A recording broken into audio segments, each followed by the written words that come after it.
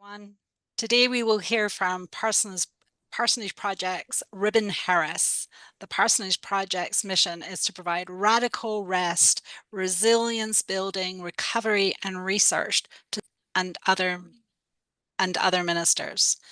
Today, Ribbons will be presenting some research to us that she did at Garrett-Evangelical Theological Seminary, exploring the role of Christian hospitality in creating scalable models to care from brokenness and heal division. So to get things started, I'll just say welcome, and we look forward to your presentation. Thank you so much, Karen. Thank you, Common Table. It's a delight to be here today. I have always learned so much from being in presence with you and engaging in these events. And it's a real privilege to be here to share a little bit of the work that launched the Parsonage Project and contributes to the betterment of the kingdom. So we begin looking at biblical texts when we're thinking about Christian hospitality. And Matt 25 has always been such a wonderful piece that everybody's familiar with. And it comes, we'll start here. Then the king will say to those at his right hand, "Come, you that are blessed by my Father, inherit the kingdom prepared for you from the foundation of the world. For I was hungry, and you gave me food. I was thirsty, and you gave me something to drink. I was a stranger, and you welcomed me. I was naked, and you gave me clothing. I was sick, and you took care of me. And I was in prison, and you visited me."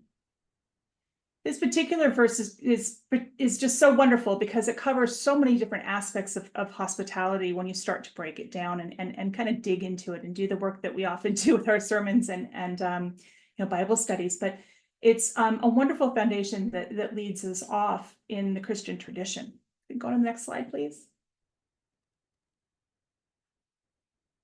So this is how we define hospitality. Hospitality is a skill, gift, spiritual obligation, and divine practice in which we welcome the stranger and friend to their benefit as well as to our own.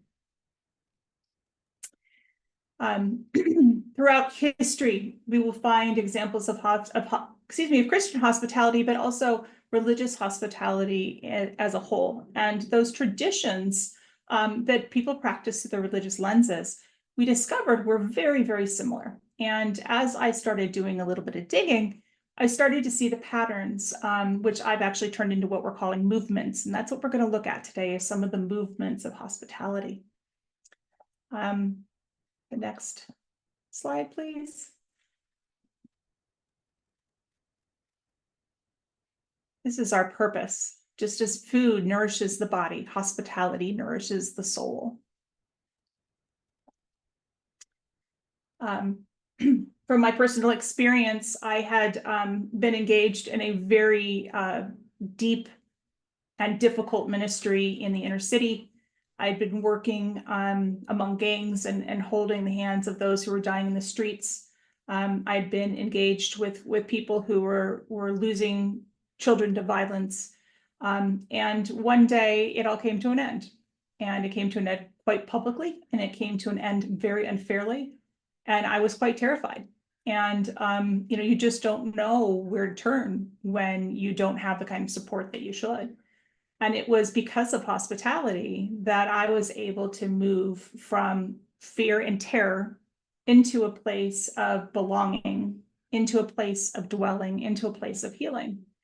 So when it came time to selecting something to research, my first thought was, well, what were the things that happened? What can I nail down? What made these people want to do what they did for me? What could have been done better? What would the results have been had it been someone else? And we started asking all of these questions. And very quickly, everybody loves to contribute their favorite verse to your favorite topic.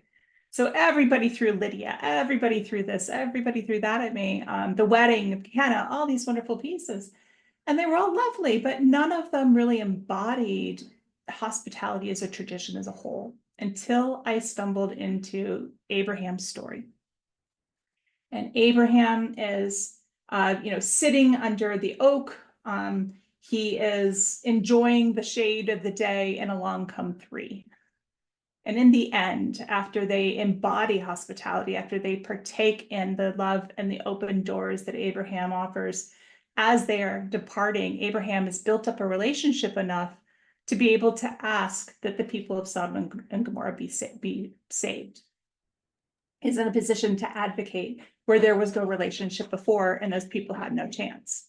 And it became very clear to me how powerful simple issues, like someone in our group had said, well, it may not be, real theological, but I use food. Well, yes, of course you use food, because that's part of what brings us together. It's part of what helps us establish those relationships. Can we go to the next one? Oh, there, he's already there. So the reason for intentional hospitality. The hospitality provides a framework that nourishes the human condition. It's rooted in biblical text and in ancient traditions. When utilized with intention, it creates a healthy, resilient, and reinforced community of believers better equipped to carry out the work of the kingdom. This is why we participate in hospitality. Our first movement in Christian hospitality is welcome. And, we all think about preparing a dinner party, preparing our table at church, preparing, our cars to pick up the neighbors' kids, always preparing those spaces.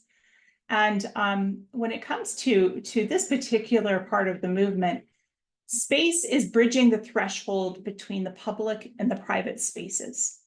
And the public and private I use very, very loosely here, but it is preparing those spaces to be ready, to be able to provide the resources that are necessary to engage in this ministry. And oftentimes we don't think a lot about our spaces. It was kind of a joke when I started seminary to walk into every church, look around and count how many folding chairs and, dusty silk flowers are sitting on the table in the vestibule, and then you're going to know the status of the church, right? So it's important to create those spaces that, really are neutral to all parties.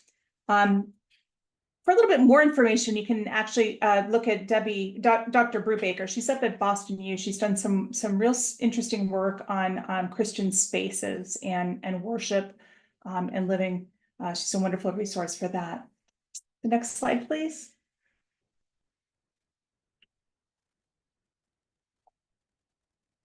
Our next section of the welcome movement is holiness and readiness.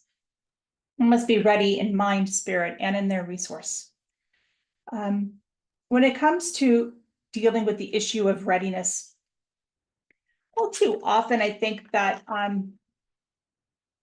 we don't take into consideration our ability to receive others. We think of ourselves as being open or not, but we don't always come prepared. And it isn't just our own individual as leaders, our own preparedness, but it's also preparing those around us who are participating in the act of Christian hospitality to be ready. That requires a great deal of time. It requires prayer. It requires support. And it requires an intentionality in all of those things, and with the goal of creating those spaces that are open. There's a holiness that happens and transpires in that, recognizing very, very quickly that, new wine does not fit into old wineskins with much success. So it does require a newness. It requires a fresh start. And that's one of the things that we see in this movement, is preparing those spaces to welcome new people into. You'll find it interesting, perhaps, that there is no actual slide for welcome, apart from just naming it. But generally, it's such a human thing to do, is to receive our friends, receive newcomers, and shake their hand and say, please come be a part. And sometimes we don't always say it quite that way, but in some format or another, we all know welcome in its core activity. If we can go on to the next one there, please. This is our second movement. Our second movement is restoration. So we've welcomed the guest. And now we move into the act of restoring that person. When we believe in and experience love as God's meaning, love becomes our meaning. That's from Dr. Elaine Heath. She's written some incredible, she's done some great stuff in this field, but she really has managed to look at ways of addressing Christian hospitality as a healing practice. Our next slide, please.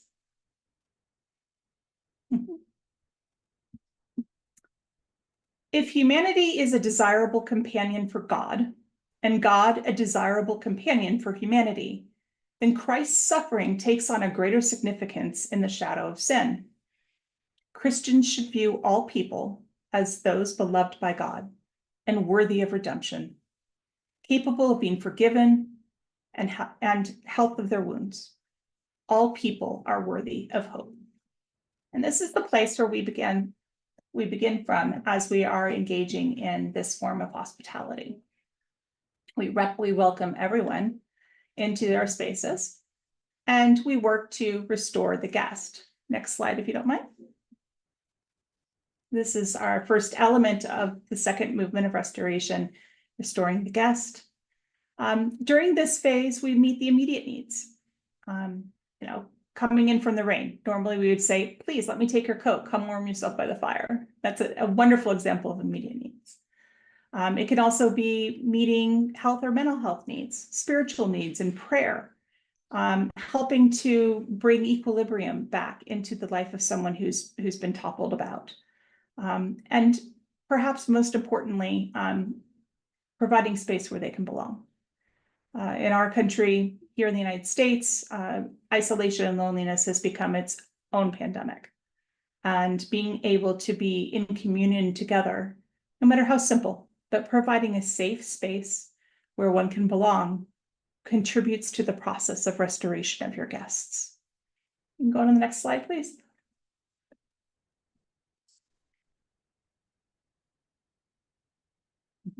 It's always a blessing to be able to welcome them into these spaces and help restore them with their immediate needs. But once we've restored their immediate needs, warmed them by the fire, given them a cup of coffee to warm up a little bit, the next act is to see the guest truly as they are, to acknowledge the invisible, the shamed, and the broken, both in yourself and in your guests, to anchor them in recognition and trust. Walk with them through unconditional support and watching God work to restore the broken. We sit in a bit of awe in this moment as we identify the guest who's come to us, always broken, but not always showing those signs. We all bear that burden, but being in a position to be able to be intentional about seeing them on their terms without judgment. Next slide, please.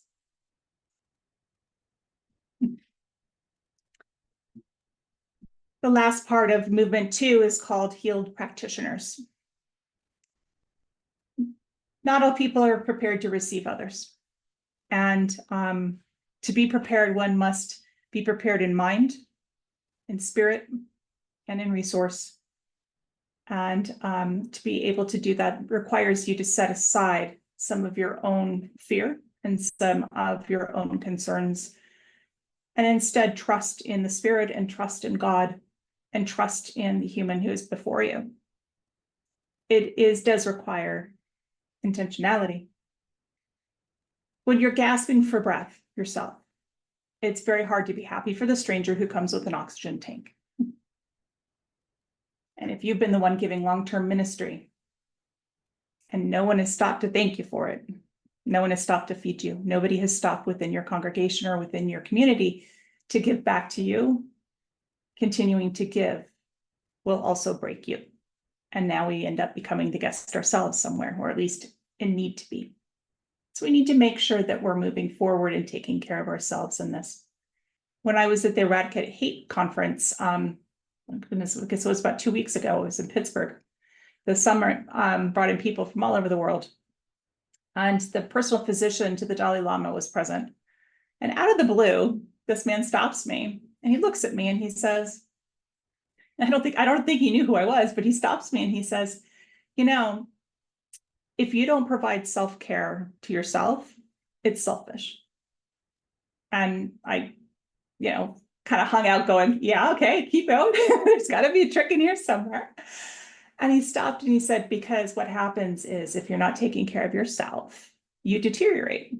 And when you deteriorate, you become a burden to all those around you. As people engaged in this ministry, one must be prepared and take care of themselves. And if we're not, we are not ready to engage in this ministry. And when it comes to Christian hospitality, we can always open a door and offer a cup of coffee, but to be truly in depth throughout all of our ministries, especially those of us who are engaged in church work, every committee, every activity, everything that we do requires a decentering. And if we're not there yet, that's okay. But we have some work to do internally within our congregations to be the guest and the host to each other, to heal and be prepared for the outside. You can go on with the next image there, please. Dr. Kenneth Fox was a remarkable professor at Garrett. Another one of those moments where I just was walking by and somebody stopped me just to offer some wise advice out of the blue. And he looked at me and he says, and I had never met him before, and he stops and he says, people who have been hurt are always more tender-hearted. And then he put his head down and he walked away. And that was Dr. Fox. He's right. People who have been hurt are always more tender-hearted. And, it is a beautiful thing when we are in a position to be able to recover from our own wounds and be able to open our hearts to others because we have more understanding and we have space to put them. Our next movement is dwelling. Dwelling includes lodging, protection, sanctuary, shared resources, social reframing, and being together. That's our dwelling. The element is known as coexistence, because when we dwell together, we coexist together in the similar spaces. Not all, I should also mention, there's dozens of subcategories within each of these that I'm sure you can dream up of or may do so in the future. But it doesn't have to always have all of these parts. You can simply be an issue of welcome and nothing more. Sometimes that does happen, or you just simply offer someone a cup of coffee and walk away. That is indeed hospitality. You don't have to have all of these elements. But all of these elements are beautiful together. So it's wonderful when you can. During the dwelling phase, people essentially take root. They have been welcomed and received. They have been seen and identified. They have been given an opportunity to heal, to rebuild and strengthen their lives. And now they're in a place of rest. They're in a place where they just simply join your community and be a part of your community and participate in your community. They're now dwelling with you within this process. They simply have become part of you at this point, which is a very exciting time to be able to know that you now have place and you have belonging. Our next slide, if you will. Dr. Elaine Heath. Hospitality means making space for others, not so that we can exploit them or get something from them, or even so that we can make them like us. It is showing them the same kind of grace and mercy, the same presence that God has given us.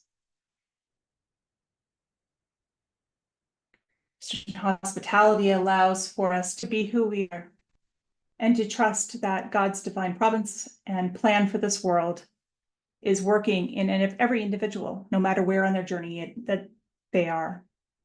We'll talk a little bit later about interfaith work and violence prevention, but being able to understand that people are along their journey. It isn't their stop point; it's just part of their walk. And being blessed with the gift that God has given is remarkable, and being able to see that in others is just such a gift. Our final movement, our final movement is sending forth. Sometimes it's called dispatch. Go forth and make disciples of all nations, baptizing them in the name of the Father and the Son and the Holy Spirit, and teaching them to obey everything that I have commanded you. And remember, I am with you always to the end of the age. We all know this passage very, very well, and it is essentially Christ sending forth the disciples into the world, having engaged in hospitality, be a part of them, and then be a part of him. With dispatch, that element identifies things as goodwill. We send people into the world with goodwill, encouraging them to be their best or to develop a contribution to the world that is their best. We celebrate the time that we've had together. We thank them for coming and being part of us. We look at opportunities for them to be heard by others, connecting them with the world. They're oftentimes ministers of the word for the world. And they are, of course, an ambassador of God's love in the world. The dispatching aspect of things allows for them to also engage in advocacy for others who may be like them, who were on this journey. We are very fortunate with the dispatch cycle to be able to recognize that not everybody leaves. And we're not talking about your brother-in-law who won't get off the couch, but we are talking about people who choose to belong permanently and to become part of the cycle of Christian hospitality within your framework. Those who choose to stay become the host. Come as a guest, end up as the host. And when we talk a little bit about implications in a minute, we will look at becoming the host and the guest inside our congregation doors and outside our congregation doors. When I first started in ministry, I had a mentor who told me this wonderful story. He had taken a 3-point charge on, let's see, I guess it would be the Delaware, Maryland, Virginia section of where he was. Anyway, he was in a church that really wanted to grow. They were desperate to grow. They were so excited to grow. And they were all sitting around talking about how best to do so. And one of the members had said, well, why don't we go talk to the new doctor? He just moved into town. He's got 4 kids. His wife, is engaged at the library. Why don't we talk to him? Okay. So they sent my friend to go and see the family. And on Sunday, he knocked on the door and he said hello, and they said hello back, and they chatted. And it turned out that 4 other congregations had already beat him to it. So they were going to be busy for a month attending 4 other congregations before they could, attend his. What was interesting about that was that as he was going to the doctor's house, he passed fields filled with farm workers.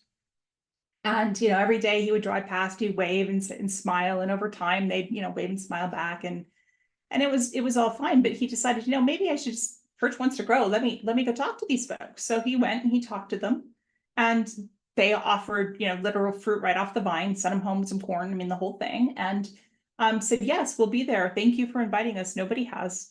We'll be there. We'll bring our kids. We'll bring our spouses. Can we bring anything else? And he said, no, you'll be our guest this time. So he comes back to the church and he says, hot diggity dog, man, we've got families coming. We got tons of people coming. I'm so excited. We need to, think about hospitality and what are we going to do? And are we going to have enough cookies and coffee? And they looked at him and they said, well, that's fantastic. Where did you find all these people? And he goes, well, they're the farm workers. And they said, well, what do we want those people here for? His congregation was not ready. They were not prepared. They carried their own fear, not just of the other, but also of scarcity. They were not prepared to have those conversations. They were not prepared to receive people in who were unlike them, as far as they knew. A lot of assumptions being made there, of course.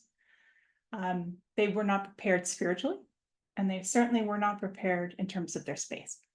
It was a hard lesson learned for my then young clergy friend who grew up to be an old clergy friend. And it's a story that has been told again and again to illustrate the differences between our hospitality and what we're prepared for. Implications, if you will. I'm over on 23, if you don't mind. And Ms. Young wrote this wonderful book called Hospitality and the Other. He comes from the Pentecostal background and has a beautiful way of looking at the role that the Holy Spirit plays in the world and in the church.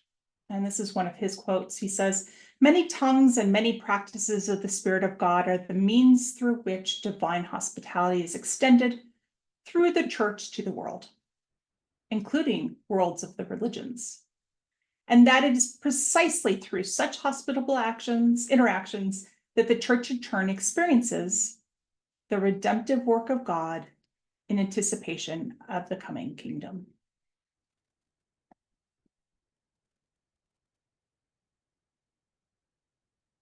We have two implications of the practice of Christian hospitality. The first is the healing and strengthening of the church. This is what I call inside hospitality.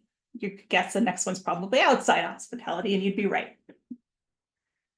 Simple acts of readiness and welcome into a sanctified space feed the Spirit, provides belonging, healing, companionship, and nourishment to the recipients. But the practitioner too is fed, experiences connectedness, heals themselves, gains companions, and shares in the nourishment provided the guest. The local church grows in these circumstances as strangers become confidants and enemies become friends. This coming together and dwelling strengthens a congregation, taking away the worry of judgment, leaving a safe place of sanctuary where all feel welcome and belong. Here, faith flourishes. Participants experience a renewal that is life-giving and life-sustaining. We know that not all congregations, not all committees, not all organizations are prepared to engage in welcoming others and engage with the outside. And that's where we start looking at Christian hospitality for the inside. We look towards each other to identify and see who we are and what we need. And we work together to build up a relationship within our circles that is based in healing, that is based in trust in the Lord, and that allows us to move forward together first. I have a friend who always reminds me that that violence happens in community, and that the idea being that the communities can produce whatever action it is that we need. I always change him and remind him, and I say, no, Bill, violence and hope happen in community, because within our communities, that can also produce something incredibly beautiful and incredibly loving, representing the love that God gives to us and is extended to the wider world. So we are essentially those ambassadors. It's a little different in that we oftentimes think that this is our work. I like to think of it as I'm along on the ride. It's kind of a fun thing to do, but I hope to God that I honor the work that the Spirit is doing. I certainly try, but I'd like to leave lots of room for my mistakes. But it is truly not work that is a burden. It is very light and easy to carry, and to be amongst people, and the gifts that we receive back are just tremendous. Outside hospitality, the implications: honoring Christ's image in all people. When we participate in hospitality outside of our congregations, we're providing a space that's hospitable to evangelism, ecumenism, relationship building, interreligious hospitality, peacemaking, both in our communities and internationally, addressing religious violence. Luke Brotherton did a nice piece on that, by the way. Building a just society, strengthening the global economy, growing a sustainable environment, and our acts as symbols of God's love for God's people and God's world. In one situation, we treat ourselves on the inside, and then on the other situation, we welcome others who are outsiders to come in and be a part. The implications for these things produces a kingdom and an image of the kingdom of God that is loving and kind, hospitable, welcoming, healing, and a life-giving practice. And the last slide, if you don't mind. You may have read Christine Pohl's book called Making Room. She has a little study guide that goes with it also. Christine's done some beautiful work in this field, and she says a habit of hospitality is fundamental to our identity as Christians. Our primary call is to live out the gospel. A lifestyle of hospitality is part of that call. For some of us, there will be a more particular call to a deliberate and focused expression of hospitality. But for all of us, hospitality is essential to who we are as followers of Jesus. These movements of hospitality provide a framework for intentionality that can be applied to any aspect of your ministry, of you living out your faith, of being a father, a mother, sister, brother. It provides an intentionality to hold on to and a path to follow to make sure that you yourself are healed and healthy, that those around you are healthy and healed, and that you are able to receive others into spaces so that they too can heal and be a part of your life. And it is an incredible gift to be able to be a part of that. And I feel incredibly blessed that you're here to be part of my life today. So thank you. We're going to move into some Q&A with Ribbons. And you can either type your questions into the chat or raise your hand, your virtual hand, so that we can see you. But at Ribbons, I'd like to start off with my question. That's the joy of being the host. I get to my question first. I'm really struck by how I'm hearing what you're saying is that hospitality is kind of a movement from doing to being. Mm-hmm. And outside of my normal work, I'm also a member of the community of Art of Hosting, which really focuses on what it means to host effective meetings. And one of the pieces that we talk about a lot is hosting oneself. Yeah. And so I wondered if you might have maybe a little piece of advice or guidance for this group about how you would interpret hosting yourself in preparation for being a host. Yeah. I really like that. Hosting yourself. Is that what it was? I really like Yeah. that a lot, actually. Yep. I'm making a note.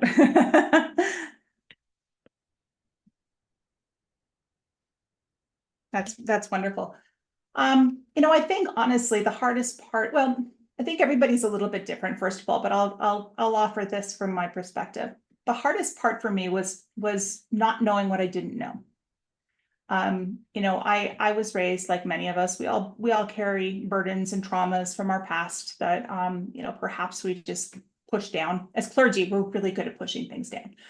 I see it all the time. We push things down, we ignore them, and we carry on. And we don't have a very good track record of being aware of our traumas and aware of those places in our lives where we need to do a little bit of work to heal ourselves, because we are survivors, we are doers. And there are people out there who need so much more than what we feel we need, and we put our energy into caring for them and not into ourselves. Hosting yourself, I think, is incredibly important, because what happens there is if you're taking care of yourself, you're in a position to be able to help everyone around you. And one of the best lessons I ever learned about that was flying on an airplane when they drop those little, they always tell you like, oh, you're going to have the air thingy, it's going to pop out, and you have to do this. And then they always stop with this long pause and they look at you, they find the parents in the room and they go, you put yours on first, not your child's. Because we always want to protect our kids. We always want to protect the people around us who we love. But we can't if we're passed out. Our kids might be okay, but then they're not going to be okay because they're not going to have a parent. So it's important that we make sure that we are engaging in taking care of ourselves, being aware of who we are, being aware of the things that require work for us to do, so that we're better prepared for everybody. I hope that answers the question. Yeah, that's great. Other questions from the gathered group? I'll be happy to ask one. Yes, please. So I am struck by something I read a number of years ago, where Saint Augustine was using the the image of the Good Samaritan, and Yeah. he basically invited his listeners through the sermon to consider themselves not as the person in the ditch and not as the Good Samaritan, but instead to consider themselves as the innkeeper. And I mean, I think about all the various sermons I've heard on the parable of the Good Samaritan, and I have yet to hear one where I've been specifically invited to think of myself as the innkeeper. So I'm curious if you might be able just kind of to riff on that a little bit, Ribbons. What are the implications if we see ourselves, and what does that kind of position require of us to be the innkeeper, connecting the place that of incredible brokenness, also with the one that's kind of pulling out of the ditch. So just curious your thoughts there. Yeah, I see what you did there. Yes, it's a beautiful model to look at that. Christian hospitality itself, I think it was the 4th and 5th century, went from being something that we did as a church and a people and into a sort of commercialization, because the need was so great that it wasn't working to just kind of do the one-off here and there to help people. Organizations needed to be organized through an economic model in order to make sure that we were able to care for people. It just became too much too fast. And so the inn was created. Before we had places for people to go and stay, but the inn itself was created as a direct result of that commercialization of hospitality. And it was created, from what I understand, and if you have better information on this in terms of the history of innkeeping, please share it with me. But my understanding is that part of what the inn did was it offered healing. It offered the safe space to rest, but it also helped, it collected everything around it to provide food, water, medicine, and so forth and so on, to allow people to have a chance at healing. And of course, from that, we ended up splitting eventually into hospitals, which are just like inns for sick people, and then into actual bed and breakfasts as we kind of work our way down the path. The innkeeper in each instance, though, was always a member of the community who had a moral authority. And, as clergy, I think that that's our role, is it not? It's to help acknowledge in the one who stopped for the Samaritan the goodness and the work that they did, and to see them, recognizing also that they too were on a journey and may need rest. And then for the Samaritan, I'm sorry, for the victim in the story, being able to stop and say, hey, look, we have a place you can go to help heal you. That's our role, is to connect the one with the other and to help people be prepared. And frankly, with the work that I do supporting clergy, part of my role is to try to connect you with each other, because, again, y'all like to kind of do your thing by yourself. I'm okay. No, you're not okay. It's good to be together and to connect with each other. So that is our role as moral leaders in our communities, is to build those connections, and that's where peace building can come into play. It's where interreligious conversations can come into play. Ecumenical conversations can come into play. It is our role, apart from just serving our congregations and serving those in need outside, but also to help build up those leaders and to build those connections. Thanks, Ruben. I'm struck as you're just responding to Thad's question about this idea of kind of building communities of welcome that have hospitality as a core value. And just in my own experience, that what I've noticed maybe in the last 5 years is that some congregations and leaders have lost that sense of the church as a place of hospitality through fear and anxiety around what has happened to us in that period. Mm-hmm. And so I'm not sure it's so much of a direct question for you, but if that is something you've noticed, Ribbons, in your work with clergy leaders? Very much so. very much so. You know, the broken church becomes the toxic church. And it's a difficult situation for clergy because you know, I received a call from one of the clergy people who was trying to support the people in Springfield. She was 10 miles outside of Springfield in Ohio when all of that went down. And we were trying to help support her, support others. But she started telling me some of the stories of some of the folks in Springfield and what was happening. There was a Black female pastor who got stuck in her car. She sat there for a couple of hours because she didn't feel safe to leave her car and go inside the church because she would have been vulnerable between the car and the church because of white supremacists wandering the streets. You know, how do you deal with those situations when they are so toxic and so painful, and it takes tremendous courage, you know, to face your own issues and fears. Once you find the courage to face it, it gets real easy. No, it doesn't, but you know, but it takes courage to heal, and then it also takes tremendous courage to be in a position to be able to work with people who are around you, and get real about what's happening. One of the things that we talk about is using, especially for communities of faith that have experienced serious violence and trauma, we talk about the power of lament.